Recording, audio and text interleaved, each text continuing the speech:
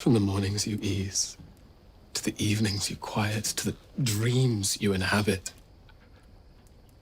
my thoughts of you never end. I am yours, Daphne. I have always been yours.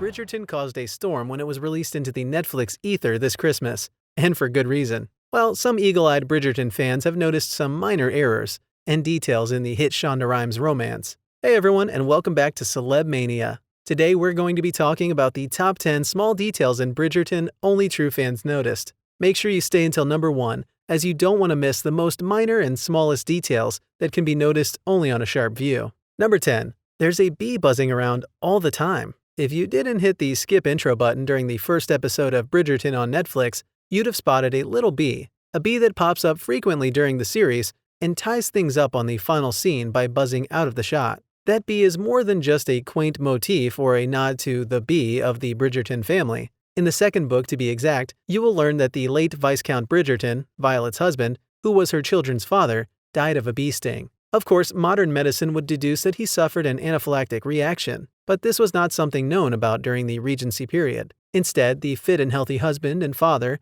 felled by a single bee sting. This tale plays heavily into the narrative around Anthony Bridgerton's love story in the second book, The Viscount Who Loved Me, but you'll find no spoilers here. Number 9. There's something special behind the butterfly. If the Bridgertons have a bee as their symbol, the Featheringtons are represented by a butterfly. The butterfly is the symbol of metamorphosis, of change. In an interview with the magazine Vogue, costume designer Ellen Merogenic explained that most of all, Featheringtons are attracted to money. The mother, Lady Portia Featherington, is also absolutely determined to get her daughters married. She's the one who sets the tone, and the colors of their outfits are tangy because it is a family that wants to be seen. At the last ball, Penelope Featherington wears, for example, a bright yellow dress embroidered with several butterflies. Number 8. There are different color theories for different families. For nearly all of her Bridgerton appearances, Penelope wears yellow, a color that at first glance seems to reflect the character's brightness and cheery nature. Although poor Pen humorously mentions her dislike of the color, in truth, yellow was an incredibly fashionable color of the Regency era, often considered the most popular of those worn by marriage-seeking young women. The fact that Penelope remains fashionable despite her protestations could symbolize her true beauty and worth, even when she can't see it herself. Featherington's love of bracingly bright colors is played for laughs throughout the series, but the implications of their gaudy wardrobe go far beyond their questionable style. The family's color palette is at odds with the other members of high society, serving as a visual indicator for their outsider status within their upper-class community. Throughout all of Bridgerton Season 1, Daphne is often seen wearing white or other light colors, like baby blue or beige. The future Duchess is often shown in close proximity to white roses as well, further linking her to the color. Regency color tastes always considered white to be a perennial favorite. Therefore, it is fitting that the noted incomparable would be dressed to the height of fashion. Additionally, white could be a somewhat on-the-nose reference to Daphne's deeply rooted desire for marriage and idyllic family life. Number 7. Different hairstyles have different meanings. Eloise wears a hairstyle reminiscent of the more modern shag. This immediately makes her stand out among the women on the show who sport feminine updos with jewels. Unlike most of the Bridgerton ladies, Eloise wishes to do something other than getting married and bearing children. She'd much rather be focusing on her studies. Penelope's character is romantic. However, she also wants education and independence, and all of this translates into her hair. Her vibrant floral accessories and old-fashioned look reflect her mother's tastes. Thus, she's often referred to as the ugly duckling among the Featherington sisters. The convoluted styling and accessories Cressida wears are meant to tell you that she's determined to win the affection of a worthy suitor. On the other hand, it is also styled this way to display her wealth, since elaborate hairstyles meant she had help. It's hard to miss Queen Charlotte as she exudes regalty in every scene she's in. Aside from her intimidating stature, Queen Charlotte attracts attention with the alluring wigs she has on. You can see that she doesn't adapt to the simple Regency-era styles. Instead, she displays her wealth and power through intricate wigs. Number 6. Simon Bassett's brooch has deep meaning. Among the Netflix show's glitz and glamour, a decidedly less flashy adornment has captured our affections,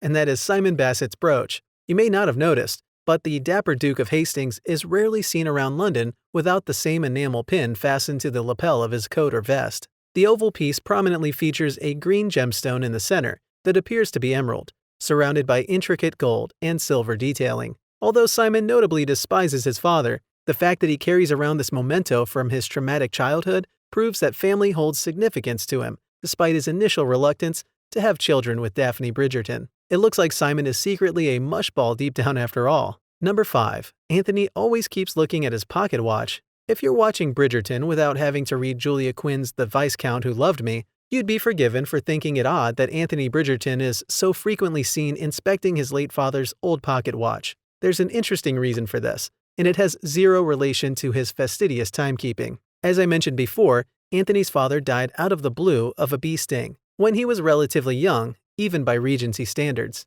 Anthony becomes obsessed with the fact that, left up to fate, he will pass away at the same age. In The Viscount Who Loves Me, this fixation rules his actions. He believes he will die at the age of 39, and he has until that long to set his affairs in order. That is why keen readers of the books will be unsurprised at Anthony's constant clock watching. He's reminding himself that time is running out. Number 4. The Duke of Hastings still had a stutter in the books. In Bridgerton, we see the adult Simon Bassett free of any form of stutter. More than that, he seems to have acquired some truly excellent tongue skills. We're talking about the spoon moment. Scoop those minds out of the gutter. Julia Quinn's original storytelling in The Duke and I, the Duke of Hastings, is still contending with the hint of a stutter. This causes him to appear proud and regal when he offers little in the way of conversation, and attempts to exit social situations quickly for the fear of slipping up in public and revealing his perceived speech impediment. Number 3. Real version of Sienna stealing hearts in Regency society. Sienna, Anthony's mistress, plays a big part in the TV series,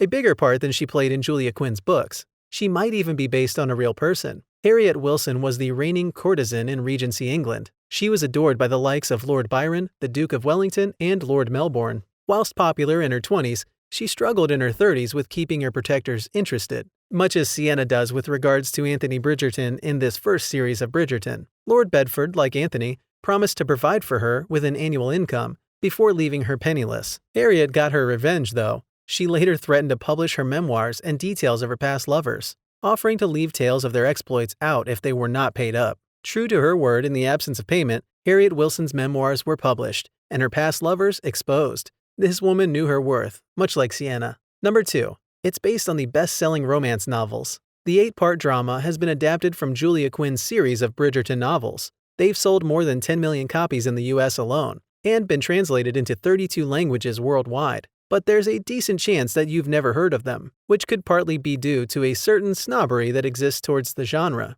Showrunner Chris Van Dusen said that he personally doesn't understand why people look down their noses at romance novels. He doesn't think that it's the same with other genres, but at the end of the day, these books are filled with compelling characters and interesting stories. Number 1. Daphne wasn't originally a diamond of the first water. In Bridgerton, we see Daphne embark on her first season as the incomparable, the diamond of the first water. The Duke and I, the book, painted a rather different first scene. When we meet Daphne for the first time in the book, she's at the beginning of her second season and still without a husband. She's well respected in society, but mostly regarded as a wonderful friend by the gentlemen of the town. Daphne is aware that it is her duty to marry well, for the better she marries, the better the prospects of her sisters on the marriage mart when they reach adulthood. The plan is hatched between her and the Duke of Hastings to feign courtship, thus increasing interest in Daphne and keeping the obsessive mamas off Simon's back for a season. The rest of the narrative proceeds as we see it unfold in Bridgerton. While you're here, go ahead and like, subscribe,